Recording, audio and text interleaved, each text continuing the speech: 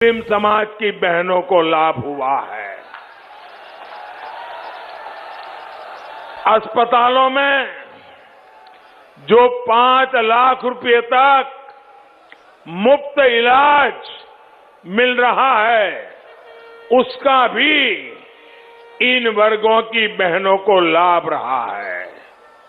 भाइयों और बहनों, दुर्भाग्य से पहले की सरकारों ने हमारी बेटियों की जरूरतों, उनके परेशानियों पर बिल्कुल ही आंखें बंद कर दी थी, ध्यान ही नहीं दिया।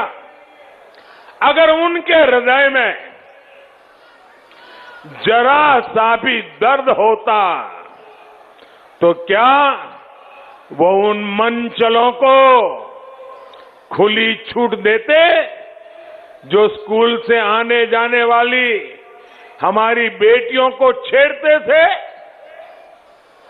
आज यूपी में ऐसे मनचलों को पता है कि अगर सीमा लांगी तो कड़ी कार्रवाई होगी।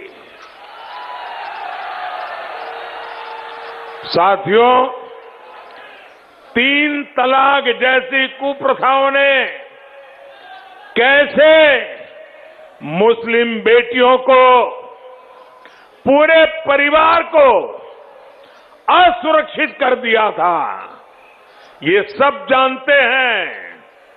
और जो दावा करते हैं कि वो तो परिवार वाले हैं, उसमें बुरा क्या है? हम परिवार वाले हैं, इसलिए परिवार का दुख जानते हैं। मैं जरा गौर परिवारवादियों से पूछता हूं, आप अगर परिवार के इतने गुणगान गाते हो तो आपको ये मेरी मुस्लिम बेटियों के दर्द की चिंता क्यों नहीं हुई? मेरी मुस्लिम बेटियों बहनों को छोटे छोटे बच्चे लेकर के पिता के घर लौटना पड़ता था, तब तुम्हें परिवार का दर्द क्यों समझ नहीं आया? हम परिवार वाले नहीं हैं, लेकिन हर परिवार के दर्द को पहचानते हैं, क्योंकि पूरा हिंदुस्तान हमारा परिवार है, पूरा उत्तर प्रदेश मेरा परिवार है, आप सब मेरे परिवार के हैं। आपने वोट बैंक की वजह से इन लोगों ने मुस्लिम बेटियों के जीवन की पहाड़ जैसी दिक्कतों को देखने की भी फुर्सत नहीं थी, नजरअंदाज कर दिया। ये हमारी ही सरकार है जिसने इन मुस्लिम बहनों को 3 तलाक के दुष्चक्र से मुक्त किया है। और साथियों, आप ये भी समझिए, कुछ लोग बहुत बड़ी गलती करते हैं। ये सिर्फ बेटियों को सुरक्षा देता है ऐसा नहीं है, ये उन मुस्लिम बेटियों के पिता को भी सुरक्षा देता है, ये मुस्लिम बेटियों के भाई को भी सुरक्षा देता है, ये मुस्लिम बेटियों की माता को भी सुरक्षा देता है। क्योंकि बड़े अरमानों के साथ बेटी की शादी करा करके ससुराल भेज रहे हैं मां बाप, जीवन में कितना बड़ा आनंद और संतोष होता है। लेकिन वही बेटी 5-10 साल के बाद 3 तलाक, 3 तलाक, 3 तलाक सुन के जब घर लौट आती है, आप कल्पना कर सकते हैं उस बेटी के बाप पर कितनी बीतती होगी, उस बेटी के मां पर कितनी बीतती होगी, उस बेटी के भाई को कितना दर्द होता होगा। तुम परिवार वाले हो, अरे तुम्हें तो इस दर्द का पता चलना चाहिए था, तुम्हें नहीं चला, क्योंकि तुम्हें सिर्फ बैलेट बॉक्स ही दिखता है, तुम्हें किसी की जिंदगी नहीं दिखती है। हमारी बेटियों की सुरक्षा और सम्मान बढ़े, ये डबल इंजन की सरकार की हमेशा प्राथमिकता रही है। इसलिए 2014 में जब आपने हमें अवसर दिया तो हमने इसके लिए ईमानदारी से काम किया। भाजपा सरकार ने तय किया कि सभी राज्यों में महिलाओं की सुनवाई के लिए वन स्टॉप सेंटर, थानों में महिला हेल्प डेस्क और विशेष फास्ट ट्रैक कोर्ट्स बने।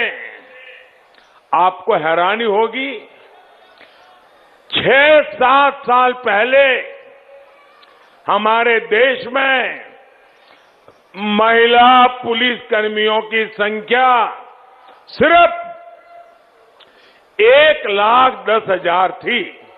मैं पूरे देश की बात बताता हूं। अब महिला पुलिसकर्मियों की संख्या सिर्फ 5-7 साल में 2.25 लाख के भी ऊपर पहुंच चुकी है। भाइयों बहनों, यूपी में इतने दशकों तक कांग्रेस, सपा, बसपा की सरकारें रही, लेकिन योगी जी के आने के पहले उत्तर प्रदेश में करीब 11,000 महिला पुलिसकर्मी थी। 11,000। 7 दशक के बाद कहां पहुंचे? 11,000। बीते 5 साल में ही हमारे योगी जी ने, भाजपा सरकार ने लगभग 20,000 नई भर्तियां हमारी बेटियों की पुलिस में की है भाइयों। और इतना ही नहीं, हमने पुलिस में ही बेटियों की भागीदारी की ऐसा नहीं, बल्कि सीआरपीएफ, बीएसएफ, ऐसे अर्धसैनिक बलों और सेना में भी हम बेटियों की भागीदारी का विस्तार कर रहे हैं। आज बेटियां ज्यादा से ज्यादा संख्या में कमांडो बनकर देश और समाज को सुरक्षा दे रही है। सेना में भी हर मोर्चे को हमने बेटियों के लिए खोल दिया है। सैनिक स्कूलों, मिलिट्री एकेडमी में अब बेटियां भी पढ़ाई कर रही हैं, ट्रेनिंग ले रही है।